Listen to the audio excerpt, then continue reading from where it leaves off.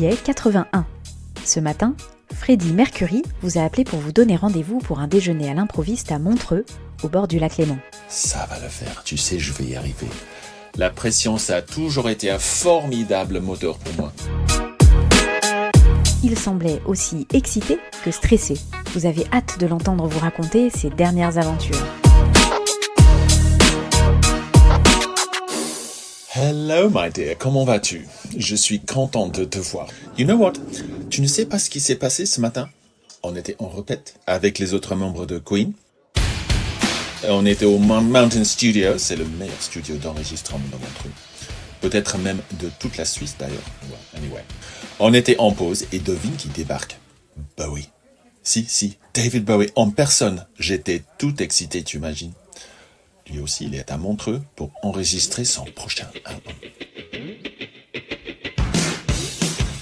Bref, on discute et au bout d'un moment, il me dit « Freddie, je voudrais enregistrer un titre avec toi. » J'étais comme un dingue, surtout que j'avais justement un titre sous le coude qui pourrait lui plaire.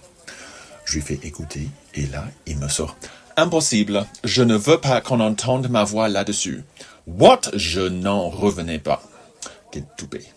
Comme ça, sa voix est trop bien pour mes chansons. J'en revenais pas. Anyway, il m'a dit, revoyons-nous cet après-midi pour imaginer quelque chose ensemble. Mais il faudra faire vite quand je dois aussi penser à l'enregistrement de mon album. Puis il est reparti. Et moi, j'étais là un peu vexé, je t'avoue, mais surtout stressé. J'ai vraiment envie de faire un duo avec Bowie, mais le gars semble intransigeant et tellement têtu. Bien plus que moi. Where are we then? C'est pour ça que je t'ai appelé. Il fallait que je sorte du studio prendre l'air, prendre un peu de recul et manger. Moi, quand je suis sous pression, je mange. Pas toi? D'ailleurs, tu veux commander quoi? Je crois que j'ai besoin d'un curry indian aux lentilles et au poulet. C'est mon plat préféré. Well, c'est pas pour rien que j'ai choisi Mercury comme nom de scène. Curry, Mercury, tu vois. Ma mère nous en faisait tout le temps quand on habitait à Zanzibar. Enfin, maintenant, ça s'appelle la Tanzanie.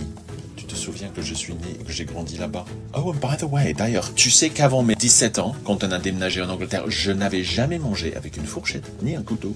Mais bon, je ne pense pas qu'ils apprécieraient que je mange avec les doigts ici. C'est délicieux. Tu vois, ça va déjà mieux. La pression diminue. Et puis, je suis content de manger autre chose que de la nourriture suisse. Il y a plein de choses que j'adore ici, comme la fondue suisse. Mais le midi, il faut manger léger. Sinon, tu passes l'après-midi à dormir. Et il y a ce truc qu'ils appellent le butcher qu'on te sert au petit-déj. C'est un mélange de muesli et de fruits. De fruits. C'est hyper bon. Et en revanche, je te conseille d'éviter le Cenovis. It's like Marmite. Cenovis. C'est une pâte à tartiner salée qui mange au petit déjeuner aussi, mais ça a un goût horrible. Enfin, de toute façon, nous les Anglais, en matière de nourriture, on n'a pas trop de commentaires à faire.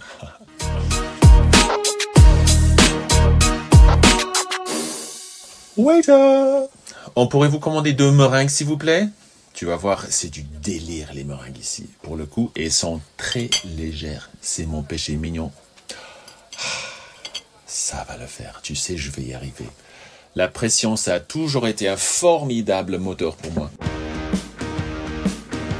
J'ai cette chance, je mange une meringue avec toi en regardant le lac Léman. Je me lève tous les jours pour faire ce que j'aime le plus au monde.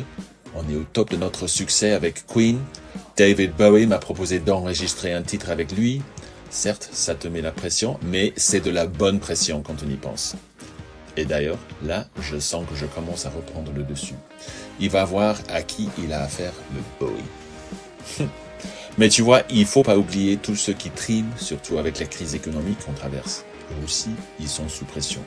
Well, you see, moi j'ai eu la chance d'avoir des parents aimants et une enfance plutôt facile, mais ce n'est pas le cas pour tout le monde. Pour moi, le meilleur moyen de décompresser, c'est l'amour. Et c'est pour ça que j'aime bien manger. La nourriture, c'est une formidable source d'amour. Tiens, reprends un bout de meringue. Bon, je dois te laisser. Garçon, s'il vous plaît. 2 abricotines, s'il vous plaît. On ne va pas se quitter sans goûter ça. Tu connais, c'est une eau de vie faite à partir d'abricots. Il y a une région en Suisse qui a un microclimat très propice à la culture des abricots. Je n'ai jamais mangé d'aussi bon. Ils ont fait un Dijon à tomber par terre. Un bon moyen aussi de relâcher la pression. Mais avec modération, bien sûr. Ça fait du bien, non? Ça relâche la pression, non? Under pressure. Ça, c'est pas mal comme idée. Ça sonne bien, non? Under pressure. Allez, je vais en parler à Bowie. En espérant que monsieur daigne poser sa voix cette fois-ci. Non, mais quand j'y repense, il pense qu'il chante mieux que moi, peut-être. Tu vas voir. Là, ça m'a fait trop du bien de te parler. Je suis chaud bouillant.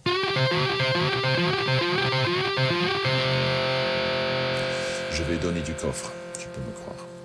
En plus, c'est plutôt le bon endroit pour donner du coffre, la Suisse, non? Tu l'as pas? Allez, à bientôt, my dear. You can pay this time, je te laisse payer cette fois. En plus, ils prennent la carte plus que c'est ici.